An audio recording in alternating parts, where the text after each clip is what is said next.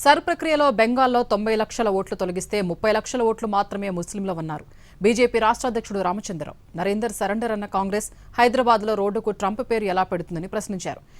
ఎవరికి సరెండర్ అయ్యారో కాంగ్రెస్ చెప్పాలన్నారు. తెలంగాణ అభివృద్ధిని అడ్డుకుంటోంది బీజేపీ కాదని కాంగ్రెస్ పార్టీయేనని విమర్శించారు. ఈ ప్రభుత్వం అడిగిన సమాచారం ఇవ్వనందుకే మెట్రో ప్రాజెక్టుకు లోన్ ఆగిందంటున్న రామచంద్రరావుతో మా ప్రతినిధి Mahesh Reddy face to face.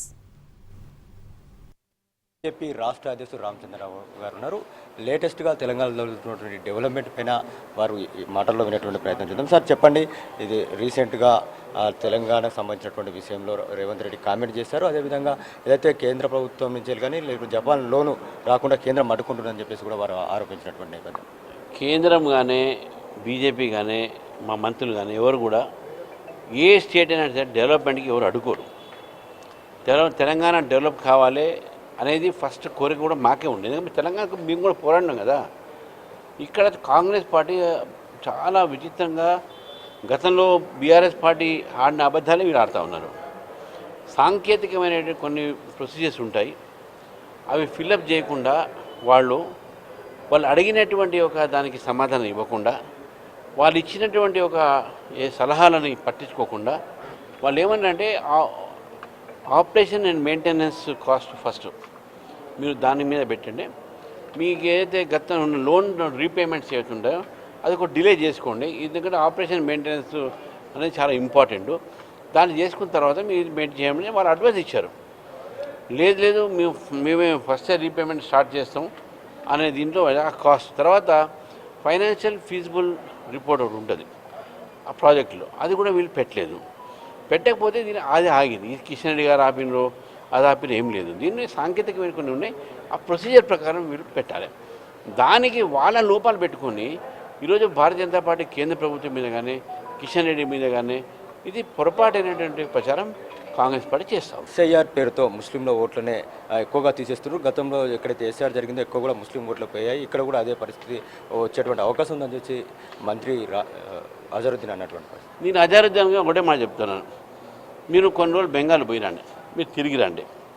మీరు బెంగాల్లో కలకట్టాలో స్టేడియంలో ఆడిండొచ్చు, కానీ అక్కడ రాజకీయంగా మీరు అర్థం చేసుకోండి. అక్కడ 90 లక్షల మంది ఓట్లని తొలగింపు చేశారు. దాంట్లో చనిపోయిన వాళ్ళు కావచ్చు, బంగ్లాదేశీలు కావచ్చు, చొరబాటు కావచ్చు. అందులో 30 లక్షలు మాత్రమే ముస్లిమ్స్, 60 లక్షలు హిందూస్ ఉన్నారు. అది తెలుసుకోండి ముందు. మీరు ఏదో ఎంఐఎం స్టేట్మెంట్ని మీరు క్యారీ ఫార్వర్డ్ చేసే లాభం లేదు. బీజేపీ ఎందుకొరకు ఈ యొక్క బదనాంను ఎదుర్కొంటుంది, ఎందుకొరకు బీజేపీ ఒక బూచిగా చూపించబడుతుంది? ఎందుకంటే బీజేపీ పెరుగుతుంది కాబట్టి, ఎందుకంటే బీజేపీ అధికారంలోకి వస్తున్నది కాబట్టి భయంతో చేస్తున్నారు. వాళ్ళు చేశారు, బెంగాల్ అట్లా చేశారు, బీహార్ అట్లా చేశారు. అక్కడ మా అధికారం వచ్చినాం కదా, ఇక్కడ కూడా బీజేపీ అధికారంలో వస్తుందని చెప్పేసి బీజేపీని పూచిగా చూపెడుతున్నారు. సార్ ఇంకొకటి, ఏదైతే హైదరాబాద్లో ఒక రోడ్డుకి ట్రంప్ పేరు పెడుతున్నారు ప్రభుత్వం, అదేవిధంగా త్వరలోనే దాన్ని ప్రారంభించేటువంటి ముఖ్యమంత్రి ప్రారంభిస్తారని చెప్పేసి కూడా చెప్తారు. అవునండి, వాళ్ళు ఇప్పటివరకు వాళ్ళు అంటారు కదా నరేంద్ర మోదీ సరెండర్ అయిన, మరి మీరు ఎందుకు డొనాల్డ్ ట్రంప్ పేరు పెడుతున్నారు? ఇక్కడ చాలామంది ఉన్నాయి కదా, ఇప్పుడు అంతా తెలంగాణ అవి ఇవి గౌరవం మీరే అంటారు కదా, మరి తెలంగాణ గౌరవం ఉన్నప్పుడు మీరు వేరే పేర్లు పెట్టవచ్చు కదా. డొనాల్డ్ ట్రంప్ పేరు ఎందుకు పెట్టాలి? మీరు అమెరికా మీరు సరెండర్ అయినా, మీరు రాహుల్ గాంధీ సరెండర్గా అయినరా? రాహుల్ గాంధీ సరెండర్ అయినందుకు మీరు డొనాల్డ్ ట్రంప్ పేరు పెట్టినరా? నేను అడుగుతాను మిమ్మల్ని. మేము ఆయనకు సరెండర్ అయిపోయాను, అందుకే ఈ పేరు పెడుతున్నాను చెప్పండి, అయిపోయాయి. సార్ నిన్న నితిన్ నబీన్ కలిశారు, ఏం మాట్లాడారు? నితిన్ నబీన్ రాష్ట్రానికి ఎప్పుడు వచ్చేటువంటి అవకాశం? 28, 29, 30 వచ్చే అవకాశాలు ఉన్నాయి. స్టేట్ ఎగ్జిక్యూటివ్ మీటింగ్ ఇక్కడ జరుగుతుంది. దాంతోపాటు వారు 3 రోజులు ఉంటారు ఇక్కడ. 3 రోజులు కూడా వారి కార్యక్రమాన్ని మేము రూపొందించాం.